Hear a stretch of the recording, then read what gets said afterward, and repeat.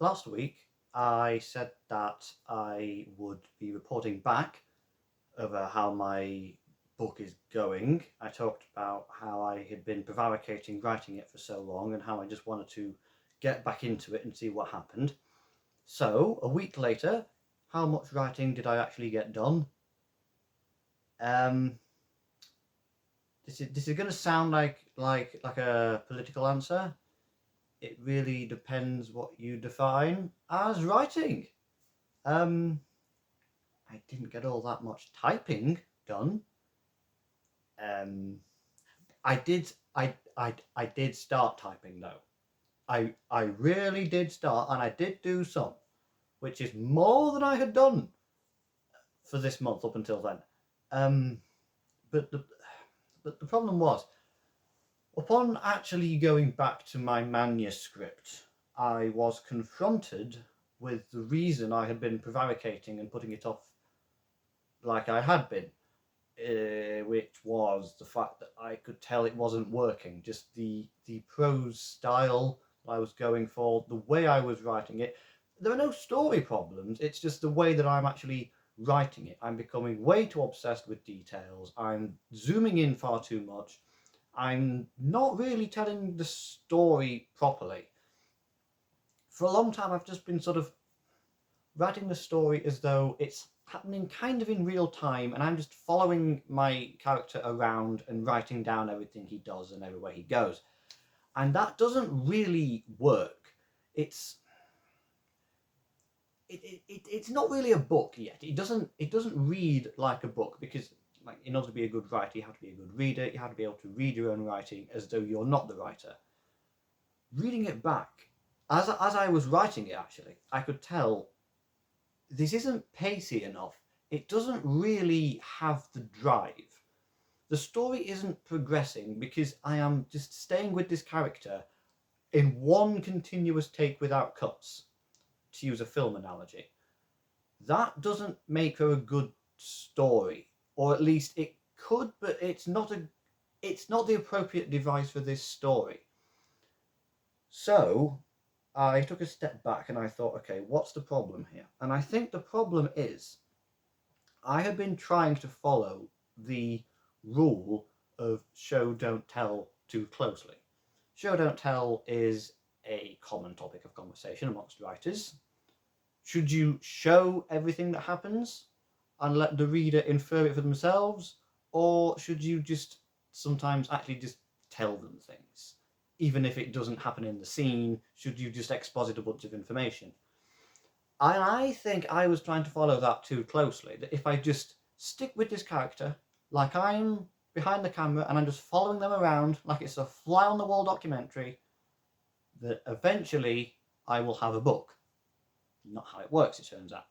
I think the problem is that I've sort of been afraid to cut away, I've been afraid to do time jumps, and I don't really know why that is. I think it's the fact that I feel the need to make sure I understand everything in the book, all of the world building, all of the details, etc. And I think actually that's not necessarily the case.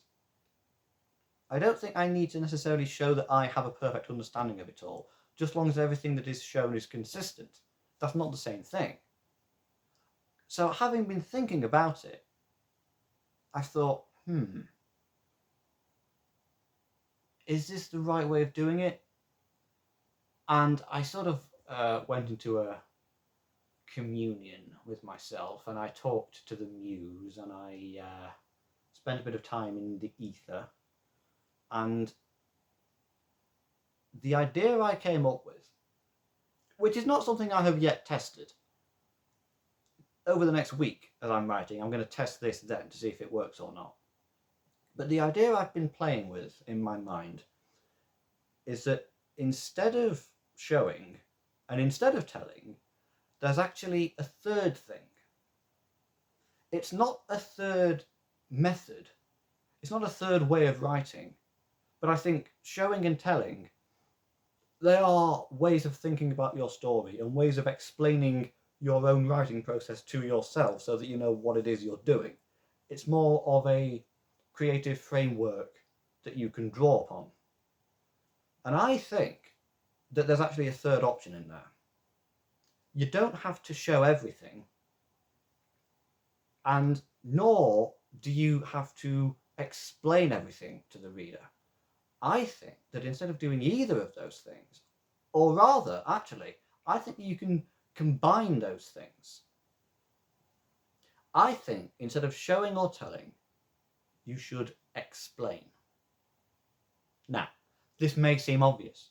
I could have just stated the obvious there for all I know, but this is my first book, and I'm teaching myself as I go along, so I'm having to sort of be my own tutor here. But I think that that's what I've hit upon. That instead of showing or telling, you can explain, which is not the same thing. Because the thing is, this isn't my story, this is my character's story. I'm not following him around with a camera, nor am I just telling you about this thing that happened to this person this one time. It's happening to them. I'm not in the scene. I am not there. I am not present in the story. My book is first person omnipotent past tense. Not omnipotent, because it's first person. Actually, that is a thing, but it's not the way I'm doing it. It's first person past tense from this one character's point of view. I was not there. I was never in the story. I'm in no scene in the story. Which means I can't exactly write it as though I'm like a journalist who was following this character around and telling you what happened. That's not what occurred. That's not the way the story formed. Instead, I'm thinking of this now as this character is explaining the story to me. They are telling me what happened. That's the difference. I'm not writing as myself like I'm an invisible character who is following the main character around. This is them explaining it to me, or rather explaining it to the reader. And now that I've thought about it that way, I think, okay, that takes a lot of the burden off me, because now all I have to do is just remember that I am this character. He already knows almost everything that's going on, which means I don't have to consult my story Bible. I don't have to consult all of my notes that I've written. To him, this is normal. He needs barely anything explaining to him, but when something comes up that the reader doesn't know, that could be maybe an opportunity to describe certain things that they're not familiar with. But it's not as though I have to take something and then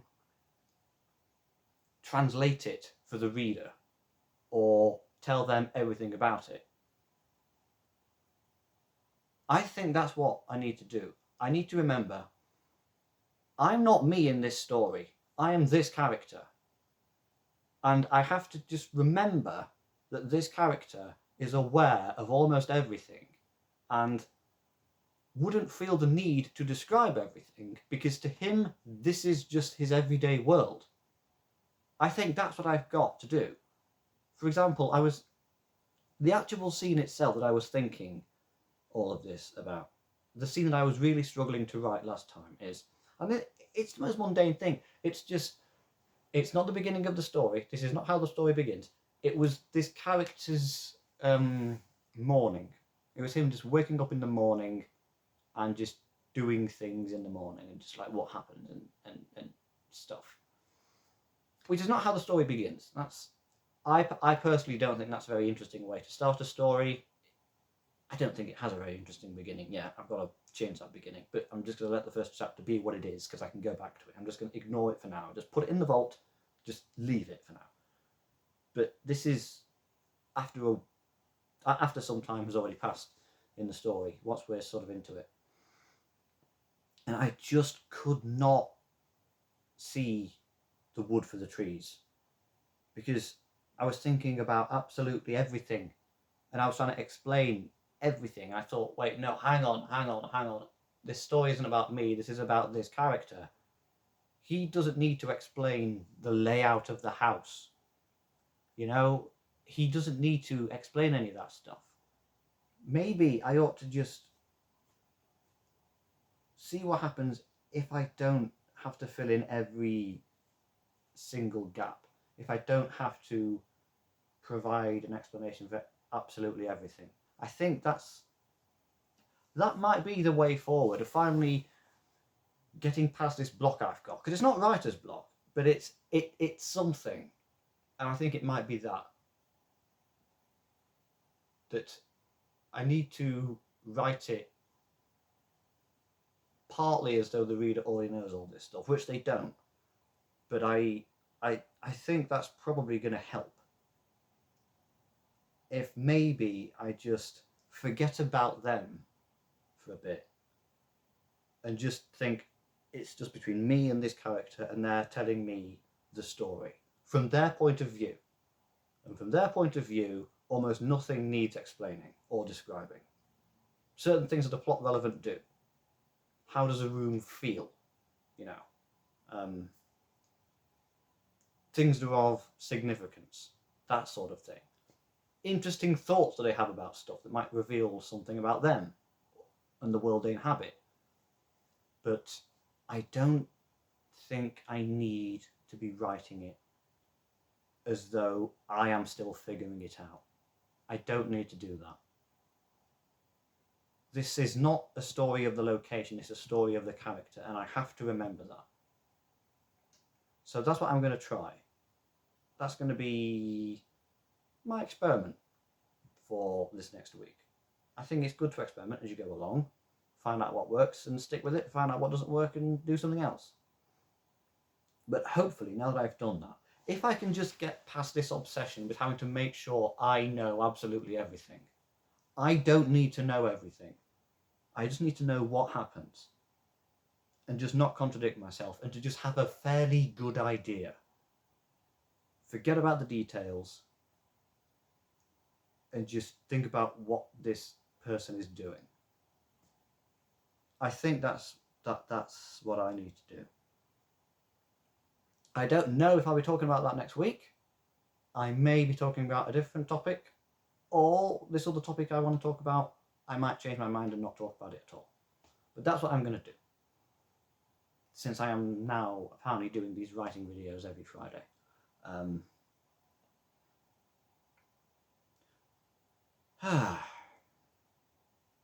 now that I've got that out of my system, I'm already feeling a lot better and a lot more optimistic about my story. See you next week.